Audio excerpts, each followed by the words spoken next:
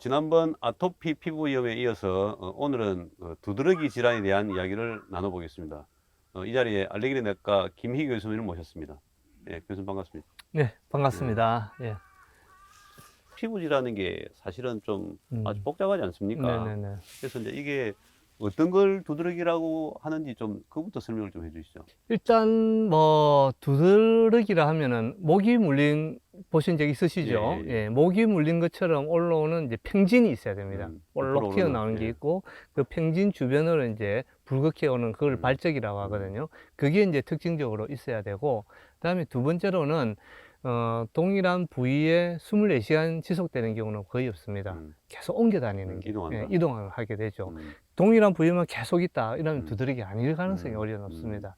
실제로 이제 저한테 오는 환자들 중에서도 두드러기라고 찾아왔는데 실제로 자세히 보니까 아닌 경우도 있는 거죠. 뭐 네. 예를 들어서 뭐 벌레 물린다든지 네. 약물에 생긴다든지 음식 먹고 생기는 네, 거라든지 뭐 교수님 그래서 그러면은 이게 두드러기라고 생각을 할 텐데 네. 이게 두드러기 아니고 아토피 피부에 내릴 수도 있고 네. 접촉성 피부 위염일 수도 있는데 네. 그것을 본인은 잘못 알고 두드러기 아닌가라고 생각할 수도 많이 있을 텐데요, 그죠? 예, 예. 네. 그래서 이제 대체적으로 다른 뭐 습진의 종류라든지 이런 거는 비교적 그 위치가 그렇게 잘 이동을 잘 안 합니다. 근데 두드러기 같은 경우는 여기 생겼다가 여기 생겼다가 여기 더 커졌다가 막 이제 엄청 드라마틱하게 움직이게 되는 거죠.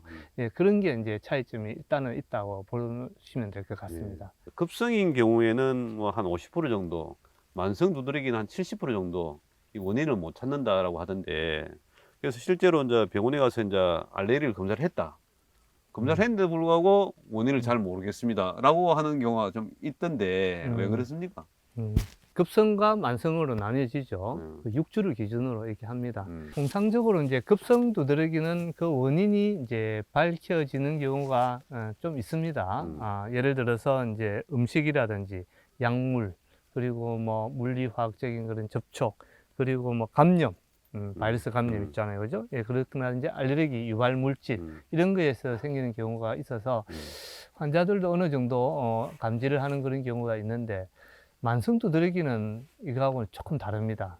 소위 말해서 이제 체질 변화라고 생각을 하시면 됩니다. 그 증거 중에 하나가 이제 자기를 공격하는 그런 알레르기 항체라든지 물질이 생겨가지고 그래서 이제 두드러기가 생긴다. 그렇게 이해하시는 게 일반인들이 이야기에 좀 편하다고 그렇게 생각을 가지고 있습니다. 따라서 일반적인 알레르기 검사, 흡입 물질이라든지 그다음에 음식물 검사 이런 데서는 안 나올 가능성이 아주 높습니다.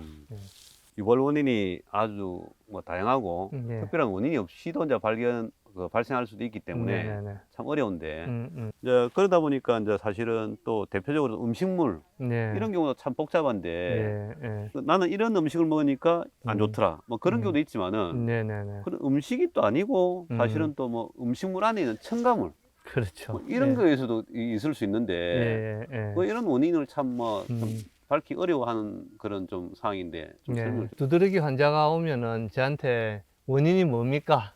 이런 질문을 많이 하긴 합니다. 근본적으로는 전형적인 두드러기는 알레르기성 두드러기입니다. 예, 알레르기 면역 반응에 의해서 생기는 그런 두드러기라고 볼 수가 있겠죠.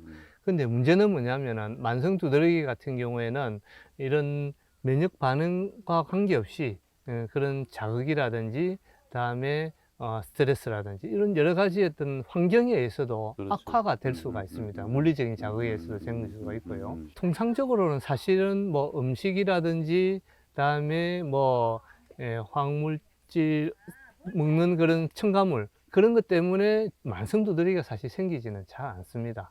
예, 그렇지는 않고 단지 이제 악화 요인으로는 좀 작용을 할 수가 있다라고 볼 수가 있겠고요.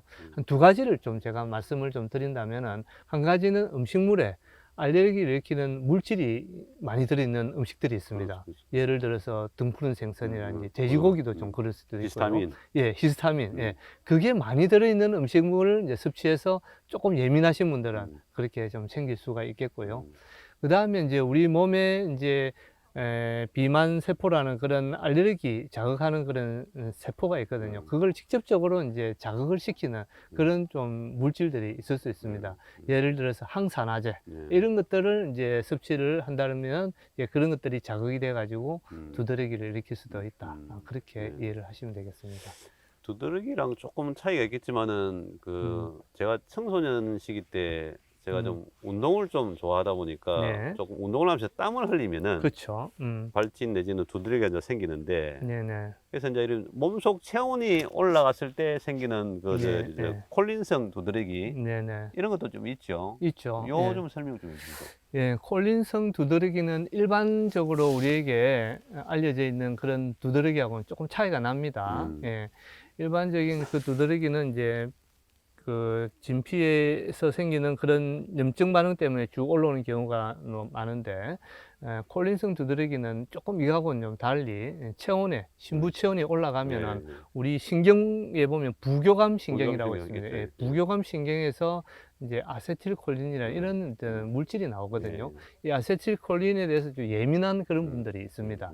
예, 그런 분들이 이제 그 알레르기 일으키는 염증세포를 자극해서 생기는 건데, 특징적으로 이런 콜린성 두드러기는 이렇게 피부 모양이 크지가 않습니다.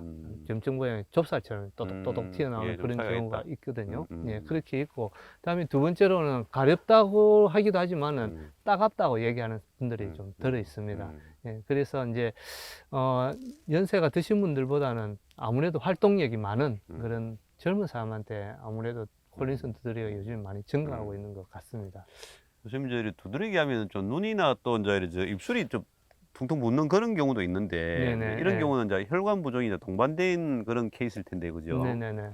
이런 경우는 저 두드러기하고 조금 좀 차이가 있는 것일 텐데요. 네네네. 요 설명을 좀 해주시죠. 예. 일단 그 혈관 부종을 좀 얘기할 때 우리가 꼭 알아둬야 될 것이 이게 이제 히스타민과 관련된 것인지 안 그러면 히스타민과 직접적인 연관이 없는 것인지 그거부터 먼저 좀 확인을 해야 되거든요. 대체적으로 이제 히스타민과 관련된 그런 것들은 이제 두드러기하고 동반되어 있는 그런 경우가 많습니다. 히스타민성이 아닌 경우는 두드러기하고 동반되지 않으면서 생기는 경우가 더 많이 있거든요. 예, 그런 게 이제 좀 차이가 좀 있고, 그 다음에 이제 혈관 부종이라고 하면 눈이나 입술이나 심지어 뭐 배가 아프다든지, 그다음에 뭐 생식기가 붓는다든지, 숨이 차다든지 이런 경우도 많이 있는데, 제일 중요한 거는 이제 히스타민이 않을 경우에는 다른 원인이 있을 가능성이 더 높다는 거죠.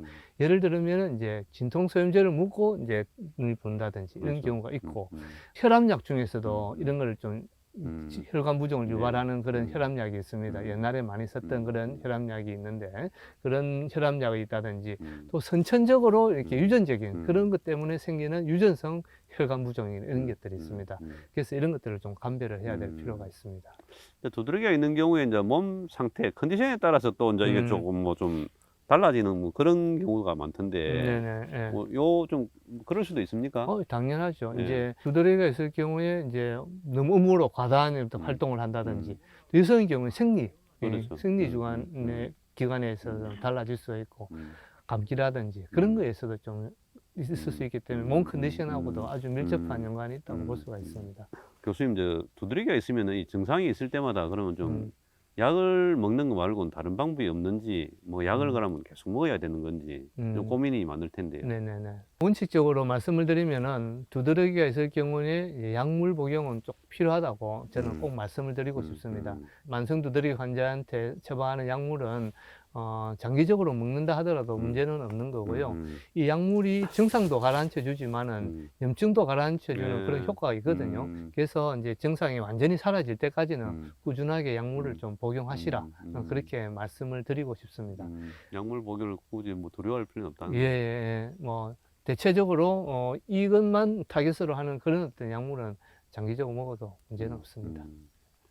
그 만성 두드러기 관련해서도 좀 새로운 치료제가 좀 나와서 조금 뭐 이렇게 좀 이전보다 좀 많이 환자들이 좀 도움이 많이 된다라는 말씀을 좀 들었는데, 네네. 좀 치료약에 대한 이야기를 좀 해주세요. 두드러기가 심하지 않는 경우에는 뭐 먹는 약을 가지고도 충분히 조절이 될 수가 있겠죠. 예, 그게 될 수가 있는데, 중증의 그 두드러기, 특히 이제 밤 동안에 너무 힘들다든지 낮에도 약을 먹어도 해결이 되지 않는 그런 중증의 그런 난치성 그 만성 두드러기가 있습니다. 과거에는 이제 스테로이드 이런 걸 많이 좀 처방했죠. 저도 뭐 과거에는 어쩔 수 없이 이런 약을 처방한 경우도 있지만은 최근에는 이제 생물학적 제재라는 게 있습니다. 이 약제 명으로 한다면은 졸레어라는 그런 약제가 있는데 이거는 이제 알레르기를 일으키는 그런 세포에 자극하는 그런 항체가 있는데 그런 항체를 이제 차단함으로 생기는 그런 어떤 효과를 보는 그런 약제가 되거든요. 이 약제는 이제 중증의 만성 두드러기한테는 아주 효과적이고 또 중요한 거는 부작용이 적습니다. 그래서 제가 보는 환자 중에서 상당수가 만족을 하고 있고 약물을 기존에 쓰던 약물도 줄이든지 아니면 약물을 끊을 수 있는 그런 효과도 있기 때문에 제가 좀 그런 환자분들한테 적극적으로 권유를 하고 있습니다. 이런 생물학적 제재가 나오면서 그 다양한 여러 가지 그 만성 질환들이 많이 해결되고 있는 케이스가 많이 있던데 네네. 이런 그 두드러기 같은 경우도 예. 생물학적 제재가 좀 많이 도움이 되고 있군요. 그렇죠. 예, 그렇다고 예. 볼 수가 있습니다. 예. 이상으로 저 두드러기의 그 양상과 그 치료법에 대한 이야기를 김희규 교수님과 나눠봤습니다. 교수님 귀한 말씀 감사합니다. 네, 감사합니다. 예.